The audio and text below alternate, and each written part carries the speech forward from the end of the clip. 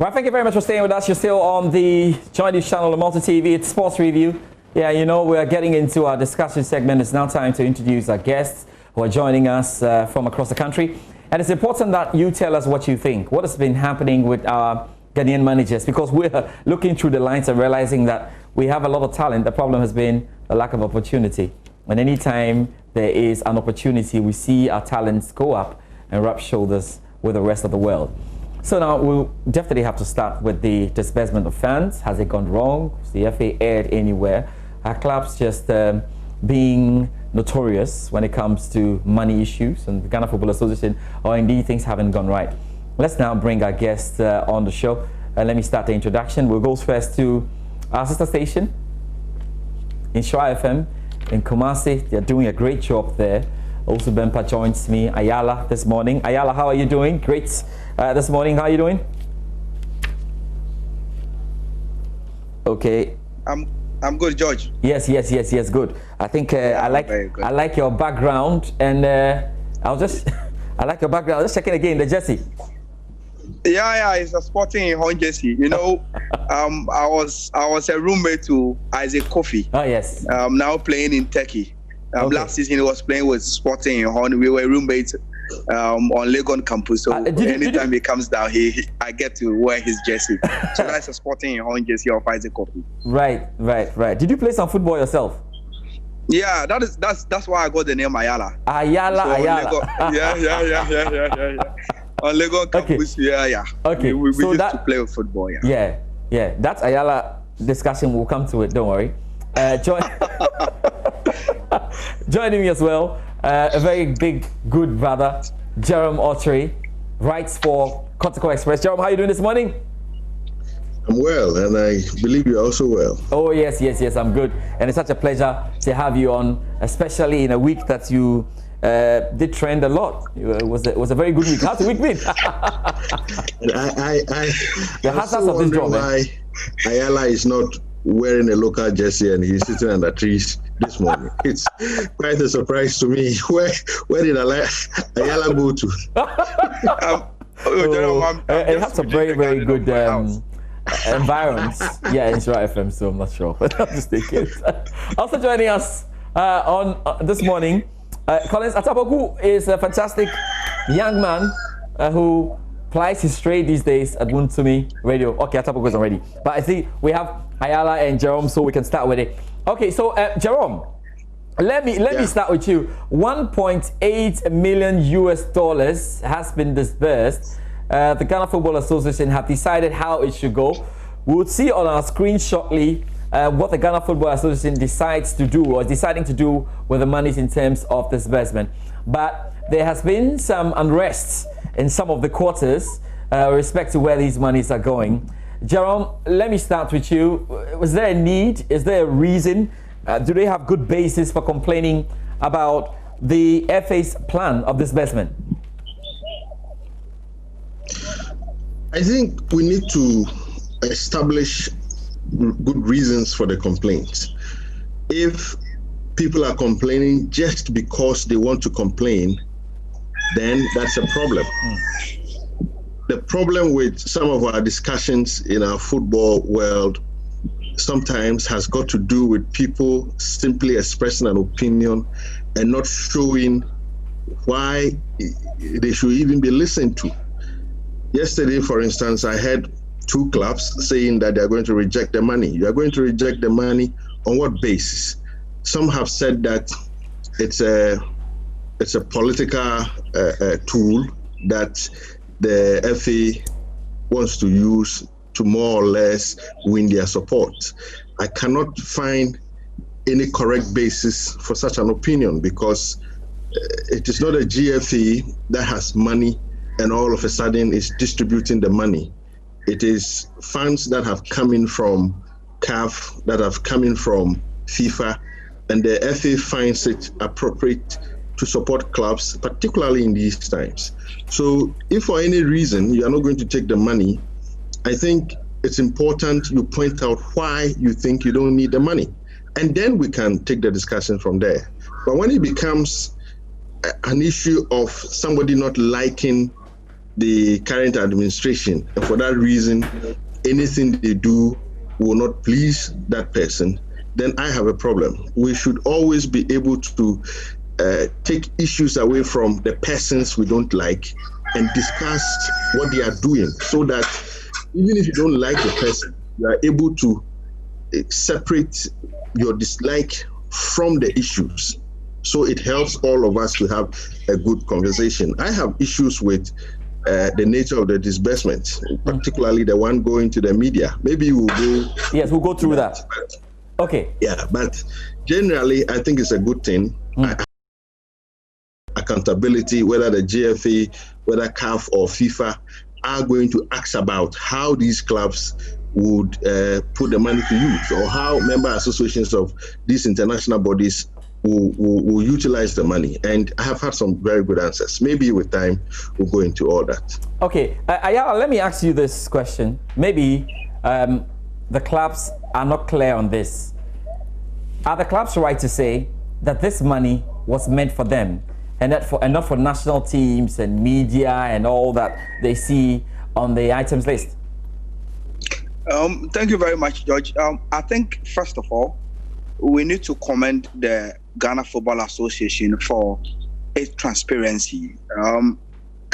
Since I started following football in Ghana, I've not had this kind of openness from the FA when it comes to financial disbursement, and I think it's very, very commendable of our FA.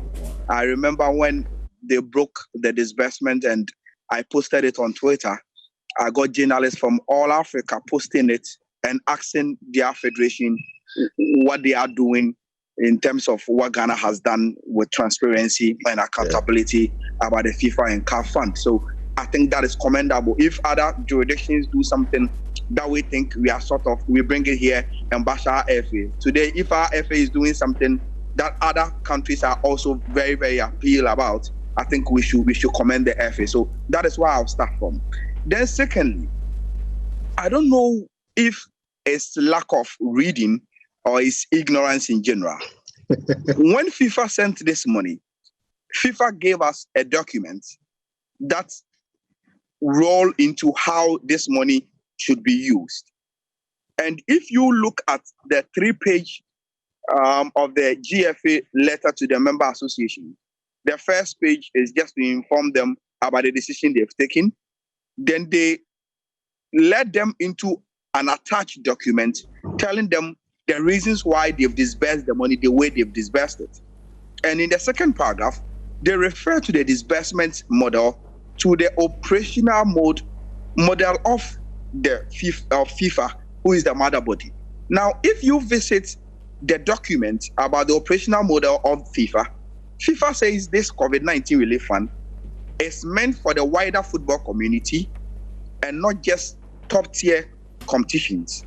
And FIFA specifically named national teams, women's football, second-tier, wider community, and a whole lot of stakeholders of football.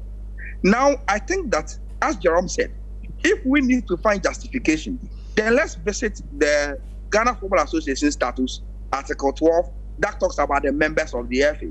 If FIFA says, look, this money is meant for the members of the FA, and Article 12, which talks about the membership of the FA, had 12 members, 12 constituent bodies that forms the Ghana Football Association, and each of the 12 that is being stipulated in the statutes are catered for with this disbursement. So where from the agitation? I'm trying to find it very, very difficult where the agitation is coming from. Yes, there has been this issue about, but we know in Ghana that it's government that funds fully the national teams. I got in touch with the finance department of the Ministry of Youth and Sports, and I asked them that, is it true that everything is sponsored by government when it comes to national teams? And they tell us, look, yes, we pay for campaign allowance, we pay for the feeding of any national team that comes, whether at Pampam or any hotel. Then I reverted back to the FA, asking them, look, if the ministry take care of feeding and campaign allowance, what else are the expenses that you take care of that makes it very, very important for you to include national teams in this disbursement? And the answer from the FA were quite explicit. And what they told me was that, look, before we embark on any tournament, coaches normally brings out their program 3 months to the tournament. When we forward these programs to the ministry, they tell us they can only come in 2 weeks or 1 month maximum to the tournament. So the question they are asking is, the first 2 months of campaign, who takes care of all those expenses? Again, we know that currently the under 15 team went on a nationwide tour screening for players. They can't write to the ministry that we are going on a nationwide tour to screen for players, so come and take care of it. Even MRI for under 17 players are being funded by the FA. So if you put 2 or 3 together, you'll find out from the FA that there are some national team expenses that has been footed by the Ghana Football Association itself. So I think if everyone is included in this disbursement, I don't see the basis if they've read the operation model of FIFA and the Article 12, which talks about the members of the FA, including futsal and beach football, who have been taken care of by this disbursement. They should come again with a strong argument, and let's see where the argument is coming from. Okay, so good point made there. Very, very good points made there. But I'll bring in Coach Christopher Nemley, who is joining us in studio. And Coach Nemley, say hello to Jerome and Ayala on Zoom. Hi. Jerome, yeah, they don't call me. Wow. Coach, good morning. Good morning, my brother. How are you? I'm well. I'm well like Manchester United. As usual, definitely. This Manchester United discussion, I don't want to get into it. All right. Because I'm well like George's Chelsea. No. They are suffering from a certain disease. We are busy. The Against Supporters Union, we are very busy. We'll continue to release statements after statements. All right, but Coach, Ayala made some very important points saying that lack of reading has affected all of this. Would you agree with some of the clubs who say that there's not been any national team activity anyway for national teams to deserve these money? Some of the clubs are also arguing that, I mean, why are you giving national teams money? Which national team is playing what and everything on that? Partially, I agree with them. Partially, I don't agree with them. Now, why do I say so? You see, when it comes to the juvenile national teams, the fact that there is no national team activity going on now doesn't mean we should wait till that happens. That's right. Or there is a clear cut. No. Yeah. If you understand your football, you start your juvenile preparation very, very early. Yeah. So in that respect, I don't agree with the clubs why they are saying that there should be no money allocated to the juvenile national team, the under 17 and all that. I agree with the FA. The problem I have is with the Black Stars. And if you were listening to the point raised by Ayala, it was very clear. In fact, even yesterday I was on another platform and the FA General Secretary happens to be on the come platform. Okay. And although we didn't have enough time to actually punch the sort of things that we wanted to punch, I was completely of the view that if you are saying that you pay for certain expensive when it comes to the national team, that we agree with. But when it comes to the Black Stars, I mean, we all know our Black Stars never come for even 2 months. Going to every major tournament, where our players find themselves, if the Black Stars is to go through any form of campaign, it is a maximum of 3 weeks. And the moment the Black Stars move to go and come, government steps in. Because the Ghana Football Association are perfectly aware that, look, in preparing the budget for the Black Stars for a major tournament, the moment the budget is approved, that is when the Black Stars takes off.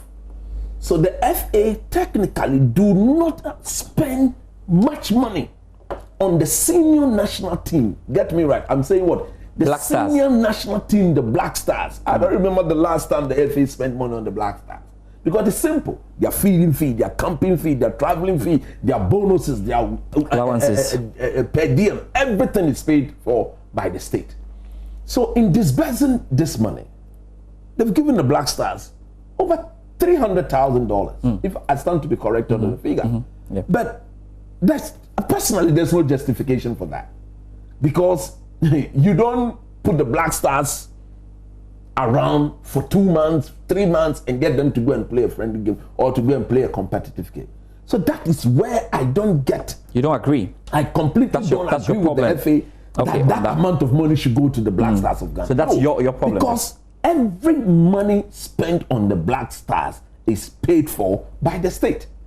Okay, there are times when the FA has to pay some money, but the government will still reimburse them. When it comes to the Black Stars, look, FA won't put a dime. The FA usually will not put a dime. Because, look, in bringing these boys to come and play for the national team, it is the ministry who pays for their ticket. Okay, so your problem is the Black Stars. My problem is the Black. Apart from that, I mean, all the little of those ones, there are some few things in there that the FA themselves will have to come out with and explain better clarification so that we understand why the monies are being channeled into. For example, if you talk about organizing a national juvenile something management and there's close to $60,000 being put aside. While me, as a juvenile person, I've done coach football for more than 24 years. We haven't seen it. We have National Juvenile Festival, then we have Regional Juvenile Leagues. They have to come out with the modalities of that, because first and second prizes. Even we have not played football juvenile football in Ghana for close to 7 seasons.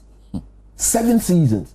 So if out of the way, we've not even started yet, we've not even kicked the ball yet, no competitive league at that level. All of a sudden, you are saying that something is being organized, will be organized nationally, so let's put the money there. No, they have to come out with clear-cut explanation to some of these things. 58,000. Yeah, I'm close to 60,000. And regional juvenile leagues also 50,000. 50,000. We hope to see how these things will be. Because look, if you look at the amount of money coach teams pay, referee fee, affiliation fee, registration fee, we pay all those money ourselves. So we want to see the breakdown of that money. Of that one. As to how it will be spent, we want to see. Jerome, let me come to you. Jerome, you had a problem with what? Media capacity building, media. Yeah. The media. Tell me what your issues are there. Yeah. Just before I go on to that, let me say something about that of the Black Stars. Okay. Yeah, the bit. I want to understand from Coach if his problem is with the quantum, the amount of money allocated to the Black Stars, or the fact that the idea. I think it's the idea. For me, it is the idea, because I was on the platform with the General Secretary where he explained that camping fee, electricity, but you and I know the Black Star hardly comes for more than 3 weeks. And anytime they come, the state pays for all that. So it is the idea to give them that amount of money. It's very interesting, because you see, a couple of years ago, we were all complaining about how the Black Stars was draining the state, how the state was spending so much. The FA didn't have any way of finding money for the Black Stars, always relying on the state. Now FIFA comes in with something that can be given to the Black Stars, and we seem to have a problem with that. I think if it's about the amount of money allocated to the Black Stars, it's a fair argument. But if it's about whether or not they deserve it, I think they do, because there are times the FA would have to pre-finance some of the things they do relative to the Black Stars. The ministry may not have money, government may not have money immediately. They would have to go in and do something before funds from government come in. So if there is something for them to take care of their own activities, I think it's good. Now to the media point. I see a very subtle attempt to compromise the media. And I've had people question why I would even say this. And look, the GFA has no business building capacity of the media. If the FA really care about the media, I think there are various avenues you can put that $7,000 to use, to good use. I have traveled to every league center in this country for the last 15 years.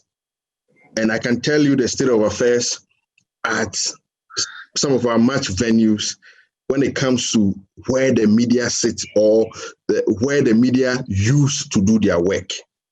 And there are some of those places that you would have to stand practically throughout the game. If it's a game that may travel beyond 90 minutes, it means that you're going to stand for 2 hours doing whatever you are doing, whether it's radio commentary or whether it's writing that you are writing. Anything you do as a media person, you would have to go through experiences that on a normal day you shouldn't experience. Even at the Accra Sports Stadium, who doesn't know that the media stand there isn't anything that you would even call a media stand? until recently that some chairs and some cubicles were provided. I'm saying that if you go to a place like Deu, and I'm using Deu because I've worked with Dreams before, and I saw what Kurt was doing before he became FA president. He had this arrangement of providing internet at the media stand. I mean, an improvised media stand. He provided plastic chairs, sometimes even food and drinks. The point I'm making is that if you truly want to take care of the media, it shouldn't be about organizing seminars to build their capacity. I am not saying that journalists shouldn't upgrade their knowledge, or our capacity shouldn't be built. I'm saying that there is a more practical way to use that money than putting us in a room and organizing a seminar for us. You can, for example, and I've been to Baba Yara for example, there are sometimes Kotoko is playing matches, there's no internet. Today we have mobile internet, we have, various devices which can provide internet immediately, even without electricity. The FA can invest in that at our match venues. And I think that would be more appreciated than saying you're going to build the capacity of the media. Maybe I don't understand exactly what they mean by building capacity of the media. Maybe we should wait for the details of that. But I'm saying that if it is going to be about putting us in rooms and organizing seminars, no disrespect, I am not looking down on that. I'm saying that would create a problem, because here we are in this country, some people are deemed to be soft on the FA. Others are also deemed to be very hard on the FA because of maybe their distance from the FA or their relationship with the FA. I'm saying that there are more practical ways to utilize that money than what I'm hearing. And if it's going to be what I'm hearing, I will have a problem with that. I think the FA should look at match venues. There are a lot of problems the media face during matches, and $7,000 isn't that much. It's just below 40,000 cedis or so.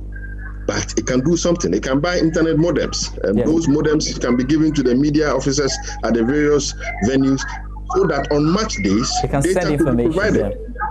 Internet data could be provided for journalists working, and I'm sure journalists would appreciate that. So this is one concern I have. I will be opposed to putting journalists in a room and FA sponsoring their capacity building. All right. I don't think that is the way to spend that money. All right, Jerome. Let me come to Ayala. Ayala, do you think, because I'm having this feeling from everybody that there's a general sense that this breakdown needs another breakdown for all the various categories that are concerned, or the departments that are concerned. Those there feel that no, this flat figure, we need to understand exactly where the monies are going. I heard coach saying, look, juvenile football, if there's $58,000 where is it going to? My players, my children, my work. To the regional FAs. So Ayala, at this stage, do you expect the Ghana Football Association to further break down the breakdown? Sure. I think it's a legitimate concern. I believe what everyone is saying is very, very legitimate. But a little bit on this Black Stars issue. The last time we had, during Akosiapia's time, he traveled to Europe, going to visit players and monitor them of a sort. Does the Ministry of Youth and Sports pay for that, in terms of monitoring of players and all that from the coach? And so there are a little bit of expenses on the Black Stars that's being footed by the Ghana Football Association. They do pay for now, aside that, there are others that probably may not come out very, very well from us who are far from the team, but the FA could do a very, very good job in explaining what those expenses are. But George, to finish with this Black Stars issue, per my information, since 2006 that we appeared at the World Cup in Germany, all the World Cup benefit fund has been fully taken by the government or the Ministry of Youth and Sports. Now, if we are being notified through the disbursement that there are some bills from the national team, including the Black Stars, that is being footed by the Ghana Football Association, then I think that norm of the government or the ministry taking full benefit of our World Cup benefit fund must cease. This is an opportunity for the FA to make a point to government that, look, we sort of also have some financial problems and responsibility with the Black Stars. So whenever we do anything and we go for tournaments and these monies come, please let us have a bit of it and we can solve it. I think, with the capacity building, I agree to a larger extent with Jerome. But I did a small check at the FA, asking them where they can link that with COVID relief fund. And what I got from the members of the FA was that, yes, they are building a studio for GFA News, and they are building capacity of the Ghana Football Association communication department itself.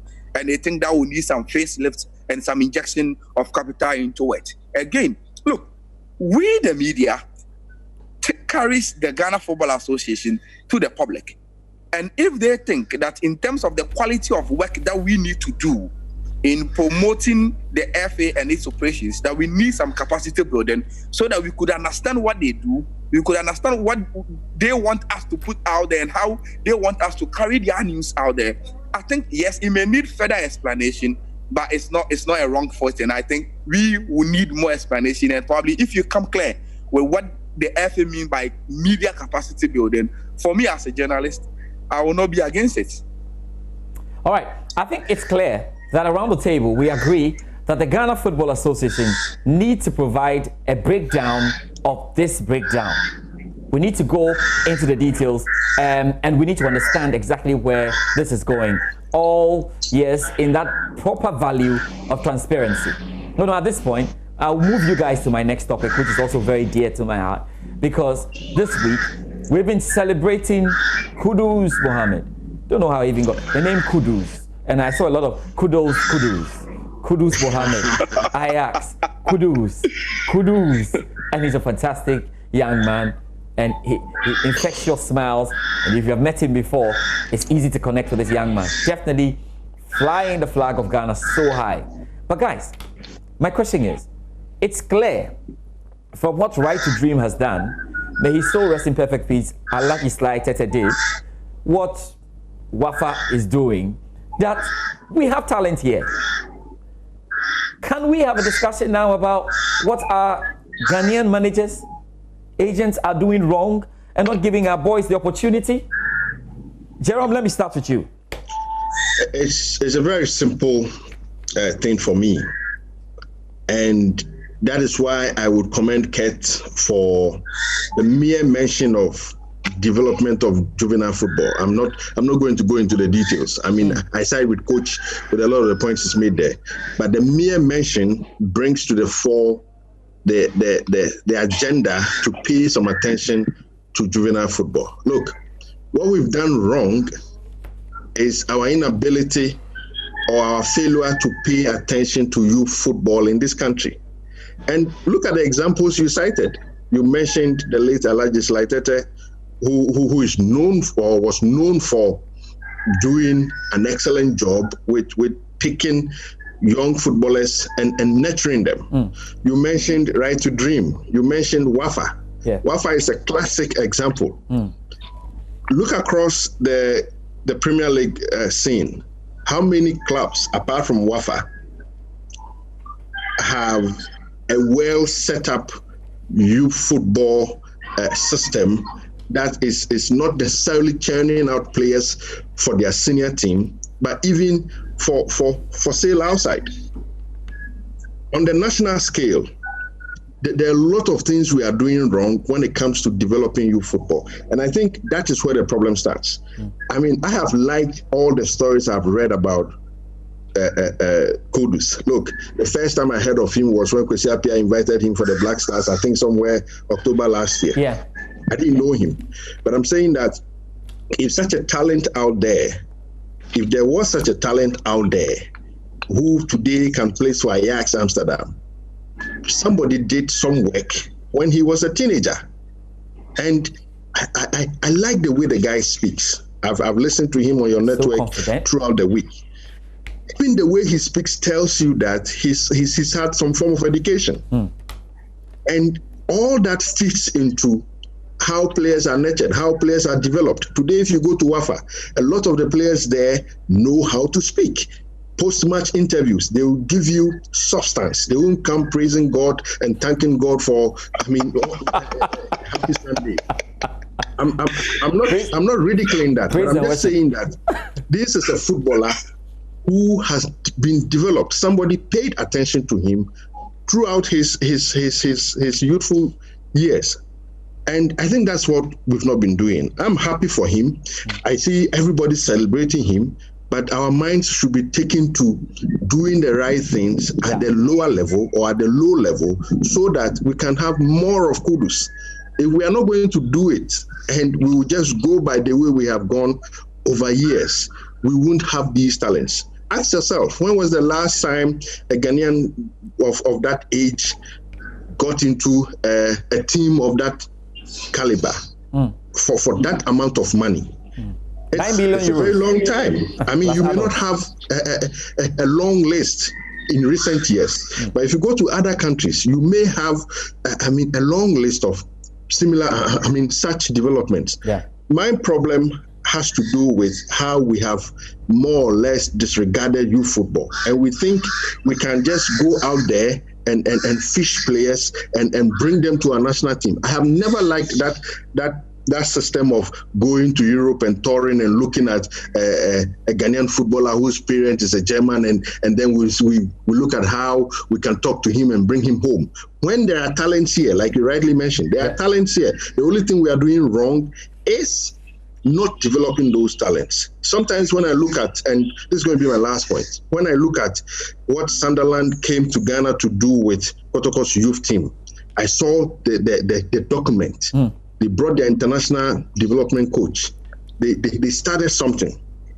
All of a sudden, the thing fizzled into thin air because there was a change of administration at Kotoko. Those who took over did not see the need to continue with that project. Lack of vision. I'm saying that until we pay attention to youth football, proper attention, we are not going to see what we are seeing now. And it is very sad because a lot of these players are going to leave the same. Yeah. And we don't have any plan of replacing them or getting players to take over from those who are on the stage now. We are going to face a problem sometime to come. See, I'll come to you, Ayala, shortly, but let me come to you, Coach. It's an important one. I was telling my guys yesterday on First Take on Joy FM that if I asked you to close your eyes, all of us close our eyes, and just imagine this. Imagine Tom Venom on the phone talking to Van der Sar. If he does well, Kudus does well in Ajax, you can imagine Van der Sar on the phone to Frank Lampard, on the phone to Ole Gunnar Solskjaer. You have been working a lot with players and raising them up. You have some good talents who have come through your ranks and are up there. My question for you is there a missing link as well with the kind of managers we have in giving the boys like Kudus an opportunity? Look, George, this is my passion, and I even cried when I saw the move. Yeah, Kudus. And I told myself that, goodness, man, that boy should have been my player. I'm going to tell you a story before I answer your question. Okay, I think good. When I left to go and do my masters, Kudus virtually stayed in Newtown, and later when I came back to Ghana, I was told that he came to my team at the age of 9 years. Wow. And my assistant coach didn't see him that good enough. And almost everybody around was like, coach, if you are around, this boy would have been your player because we know the way you do your things. So since then, I've done my best to get closer to the boy, and I've gotten very closer to him. And he speaks a lot about Argentinos Juniors here in Adabraka, where he actually came. So he knows Ati Ziggy, all those guys who've gone through my hands. He knows them very well. Now, the missing link is simple, George. We have not given juvenile football the respect it deserves, especially in the previous administration, within the Antichi administration. Jerome speaks about Keto Kriku.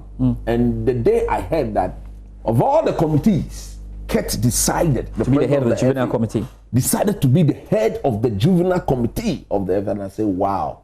Then it means this is a man who clearly understands that the foundation of our football is juvenile football. So if we don't get it right at that level, we should forget about getting it right ever at every level, especially when it comes to the Black Stars of Ghana. For me, we need to start doing certain basic things. If you go to Spain, for example, if you go to France, if you go to Germany, they believe that the juvenile player should have a minimum of 10 years proper development coaching. Here in Ghana, we don't believe in that. I sat on the GMFS technical committee, myself, the late Ben Kofi, the late Sam Adi, Masawu Didi Dramani, the immediate past technical director of the FA, Francis Otiakindi. We came up with a document. I keep referring to that document, that the FA will have to go back. Ben Kofi is gone, unfortunately. Coach Adi is gone, but I'm around. Francis is around. Look at where Masadidi Dramani is. Good job, Nojalan. We have done certain things that they need to come back to us for further expansion, so that we expand the idea of, because I was given the task, for example, to study the Spanish model, study the German model and the French model, and come up with the document to suit Ghana, of course, subject to approval by the well-established coaches that Ben Kofi and then Masaudi. And so when we did the job, when I did the job and I presented it to the committee, look, if you look at the sort of input that Masaudi Didi Dramani, Francis Otiakintin, the late Sam Adi, the late Ben Kofi, added to what I did, for which we presented to the commission, there were certain details that we took out, because we said this is the commission report, you cannot put everything there. But once we clearly outlined to the FA where we should be going as a nation, they'll come back to the technical directorate and then we'll do proper implementation. They haven't done that. They haven't. It doesn't look like they'll do. I don't know, of course. So what do we do? Ket has been in office for less than 10 months. Have you approached them? Have you approached him yourself? The document is there. Or you want me to approach him? Or you want us to go together and approach him? No, but if you just didn't see Otiakintin good, that is part of Otiakintin's handing over notes. Okay.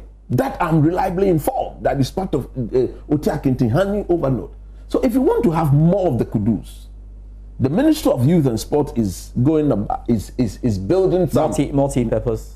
I have said it time and time again. It must be tied to school. Those facilities will be made useless if they are not tied. We just think that we are building them and people go there to use them as and when they want to use them. Yeah. No, it must be put to daily use, and in doing so, we need to attach it to the schools. Yeah. We need to bring on coaches who will not only be teaching football, like Jerome rightly said, who will be teaching these boys proper academic training and how to go through life without football, because a time will come where they will not be playing football, and they will need to depend on how well they've been educated to continue with their lives. So it is a broader area that we need to sit down and then talk about. Coach, you made the point. Let me do this. I'll activate my phone lines now, 03022116911692. But I'll go to Ayala quickly on this one. Ayala, clearly, we have a lot of work to do here. And like he was saying, the Wafers and the Right to Dream are combining education and the football at a tender age, and they're producing quality. To this discussion, I was wondering why in the past, especially when during this COVID-19 and GTV started Time with the Legends, you look at the background of these people we call legends in our football in terms of the players, and you realize one thing, that they were able to move right from Ghana to mainstream Europe, but it's not happening now. You rightly mentioned Alhaji Salatete, and if you look at Alhaji Salatete players that moved to Europe, Asamoah Gyan, Kojo Asamoah, Sule Muntari, Derek Boateng, all those players moved right from Liberty to Italy, and they were playing. You go back a little bit, players like Tony Yeboah, players like Ibrahim Tanko, players like Augustin Ahemfo move right from the Asgard Academy to mainstream Europe in Germany. So the question is, why is it that today we can't move our players right from the Ghana Premier League or any aspect of our football straight into mainstream Europe? And the answer is interesting. Now, George, I made a call to Norway to ask a PhD holder in sports science, a friend of mine, Coach Bright, to ask him, what is it that they are doing in Europe that makes it difficult for Ghanaian players today to come to Europe and go straight into mainstream Europe? And he told me, look, let me tell you this fantastic story. Erling Haaland of Dortmund today was a creation at Molde. He's an artificial player. We created him, Martin Odegaard. Today, look around Europe and look at some of the players and where their background and where they are coming from. Montenegro, Iceland, countries that used not to be very, very competitive in terms of spaces in these mainstream European clubs are now churning out and producing players that are competing with the African market in terms of mainstream European football. And let me add this. Do you know that in Europe today, they've been able to build artificial environments that seek to train their athletes so that they are quite familiar with the higher altitude of Ethiopia and Kenya. And it is their view that in the next 10 years, their athletes will be able to compete with these African giants when it comes to long distance. Ayala, just hold on. Ayala, hold on with that. Hold on with that. And you are not wrong at all. At the 2019 World Athletics Championships, we have people from Netherlands winning long distance. Yeah. And aside what you're saying, they've also decided to go for a lot of the talent as well from there to help them do it. But I have a call on the line. Good. Aziz is calling me now on the line. Aziz, you're calling me from Kumasi. How are you doing? Good morning. Oh, we lost Aziz. Have we lost Aziz? Okay. I mean, so Ayala, my simple question as you were building up in all of this is that, well, if you are in Ghana now, and you are not with Wafa, right to dream, or with anybody in the frame of a legislator, you are out? That begs the question where coach came in with a technical directorate. Again, let me give you a classical example. When Marc-Andre ter Stegen came to Barcelona, he was second to Claudio Bravo. Yeah. In his second season, the DFB, as in the German Football Federation, their technical director met him and told him, look, we have club now at Liverpool, and he's ready to take you on as the number one goalkeeper at Liverpool. Go tell Barcelona, if they don't make you number one, we see you as the heir apparent to Manuel Neuer. So they should get you in, or we are taking you to Liverpool. What I'm saying is that we should have a technical director that has a department that cares about the career part of our players. Okay, wait. It's very important. Let me bring in Aziz now. Aziz, good morning. Good morning, George. Good. How are you? I'm fine. Let's hear from you. You make my day today with your sports. We thank God. We thank God. I have generals who are here with me who are doing a great job. Okay. Your colleagues, they nail it right on the business. Yeah. Let me congratulate Kudus for what he has just done for us. Are you related to him? No, I'm not related to him, but we thank God he is opening the door for the youth. Yeah. This is what we want. Okay. We've been waiting for this for a long time. For a long time. Okay. All right. But for now, he has just opened the gate for us. Let's go back to the roots. The young ones need to, start from this. So I'm happy with your sports today. Thank you. Thank you for the opportunity. Thank you very much. Just a funny one. I sidebar the man. You know, Kudus was telling my friend, when I was 19, I was not even €1 million. You this man, you are 19. And he laughed it off. Ayala, just 2 minutes or just a minute to wrap up with your point you're making. Yes. Yeah, just a minute. Yes. Today, Right to Dream and Tom Vernon are able to ship these players to mainstream Europe, and the simple reason is that they have a corporate agreement with these clubs: Northern, Manchester City. That is why we see Yao Yabua, Thomas Ejapon, Kudus Mohammed, Sadiq Ibrahim making inroads into mainstream Europe. Wafa has same with a lot of clubs in Europe. My question is, in the past, during Kwesinia Techi's time, we saw some very, very powerful agents moving around with our national teams, and all that they were supposed to do as their responsibility is to facilitate the movement and the monitoring of these Ghanaian players so that they get big clubs to play. Michael Essien, Asamoah will be few examples that we have. So we should establish our technical directorate properly, and we should have attention to player career development, and we should be able to make sure that we have these agreement and partnership with clubs that feeds on these guys so that they build their capacity, and then we can compete. If not, look, today mainstream Europe and even peripheral Europe that not used to bring out players to compete in mainstream competitions at club level are now doing so. So the competition is getting tougher, and you need to build your connections to get in the. Thank you. We got another call on the line. Is it Ambrose calling me? Ambrose, good morning. Good morning. How are you doing? I'm doing good, and you? I'm great. Let's hear from you then. Okay, I just want to talk about the disbursement of the FIFA and CAF fund. Okay, tell me. Yes, from my understanding, the money that came in from FIFA was $1 million, and I hear 500,000 of that money is for women, the development of women football. But if you look at the disbursement, the table that I've seen, you realize that only 370,000 was given directly to women football, and that is the Premier Division and the Division 1. Okay. My problem with it is that the division of that money was not done properly. Because if you look at the Premier Division of the Women League, they have only 16 clubs. And then if you look at the men, the Women Division 1, there are about 72 clubs. I think just because my time is up, you have made a fantastic point. So we have called on this show that the FA gives us a breakdown of the breakdown. You are clearly making a point about your 500,000. You see 310,000. You want to find out what's happening to the monies. So we hope that the FA in due course will give us a breakdown. Thank you very much for your time. My time is running out. This is almost always feeling like a 3-hour show. We should go on and on. But let me say thank you to my guests for joining me. Jerome, it's always such a pleasure. Jerome is my big brother. And by God's grace, we'll chop more money. Tell him he should take care of his younger brothers. He should take care of his younger brothers. Ayala, thank you very much for your time. A lot about him. He doesn't seem good. Jerome. Ayala, thank you very much for your time. And good luck on your show. I think you're up in Shra Passports. There's a big one coming up.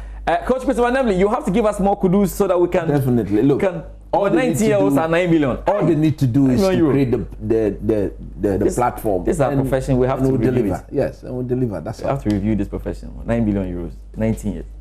It's not easy. But it's a lot to come from the young man. I mean, definitely sure. Coach, thank you very much for your time. And I'll say a big thank you to my production team. They've been doing a good job. Head of production, Haruna Mubarak, who's been doing a fantastic job. My director, Yao, and to the entire team for making this work out. Queen Star is in the house today.